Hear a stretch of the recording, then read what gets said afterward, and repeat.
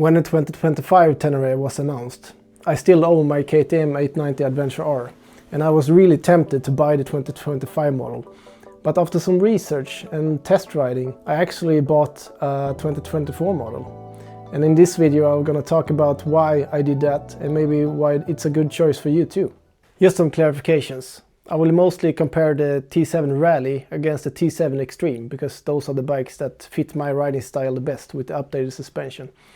But if you live in the North Americas and Japan, for example, you don't have those bikes, as I understood it at least. So the comparison can be a little bit different, just so you know. Welcome to the channel. My name is Johan, and here I share my experiences on mostly adventure bikes, share some gear reviews, and of course sharing my riding. So if that sounds like something you're interested in, make sure to subscribe. I've taken a seating position now, making myself comfortable. And if you wonder why I have a jacket on, it's because it's really cold in my garage. It's autumn here in Sweden, so it's beginning to be really cold.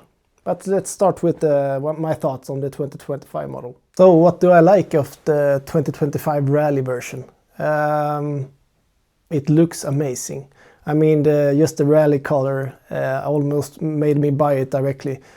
I like the heritage of that color. I mean, you can't say otherwise. It just looks amazing.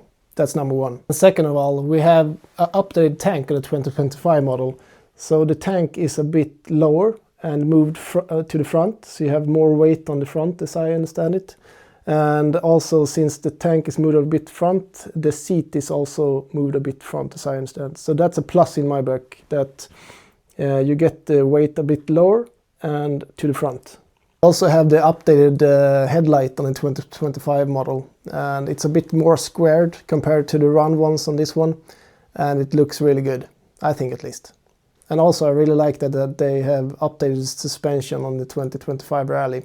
Apparently it's even better than on this Extreme version, so that's also a really big plus.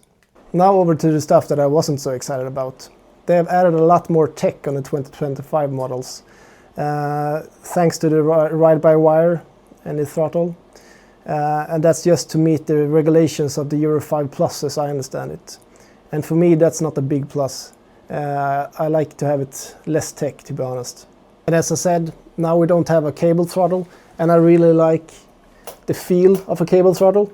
Not sure, I can't really explain it, but I feel more connected to the bike when I have a cable throttle. So that's minus in my book, actually. Then we also have a bigger TFT screen, and bigger isn't always better, at least when it comes to TFT screens. I just want to be able to see the speed, if the ABS is on or off, and the time. That's it. So for me, that's not something I want to pay extra for. And that led me to think about why the T7 is so loved by the adventure community. I think it's mostly because of its simplicity and reliability. It was, for me at least. I owned the 2021 model of the T7, and then it was my first bike, so I sold it because it was too heavy for me back then. But now I come from a KTM 890 Adventure R, and I just left that on the same ride modes all the time. I never changed it. And that led me to think about what I really want in a motorcycle. Since leaving in the KTM 890 Adventure R with all the ride modes and all the tech, I thought about what I really want, and I want the simplicity.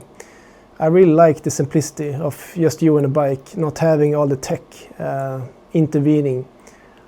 So that's a big thing for me at least. And now over to what a 2024 Tenere Extreme could offer me.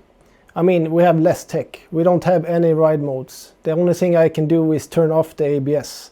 And I even have a dongle for that, so I'm never in the menu. And that's something I really like. I'm never in the menu. I just put in the key and I go. And of course, we have my cable throttle that I really like. Can't really explain why, but I just feel more connected when I have a cable throttle. And I really like the feel and the sound also, to be honest. And also the big thing. It was a lot cheaper. I think I saved $2,000 or 2,000 euros just by getting the 2024 model instead. And this was brand new. So all those money you could put in upgrades instead, which I did. So you can get quite a lot for $2,000 in upgrades. So that's a big bonus in my book. I have a separate video where I show all the upgrades, so take a look at that one in my channel.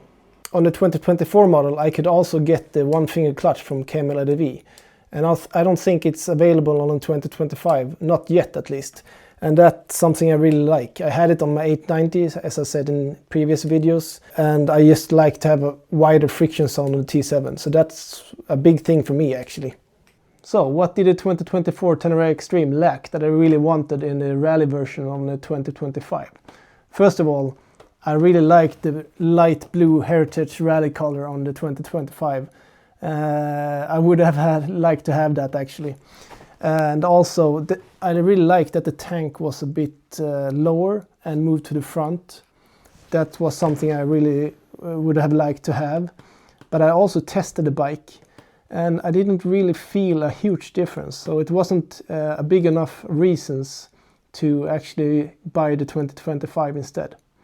So after I weighed all the pros and cons against each other on the bikes, comparing the 2025 Rally against the 2024 Tenere 700 Extreme, I landed in that the Tenere 700 Extreme was the right choice for me, simply because of its simplicity.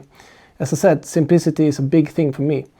And also it's cheaper. So the cheaper price was also a big thing, because you could put a lot of upgrades in it. And that's also really nice to be able to do. But I'm certain if I would have chosen the T7 Rally 2025, I would have loved that machine also. I mean, they share the same platform in the CP2 engine, and that engine, as you know, is fantastic. It has a lot of character and it's a lovely machine. So either one you choose, you're gonna love it, I promise you.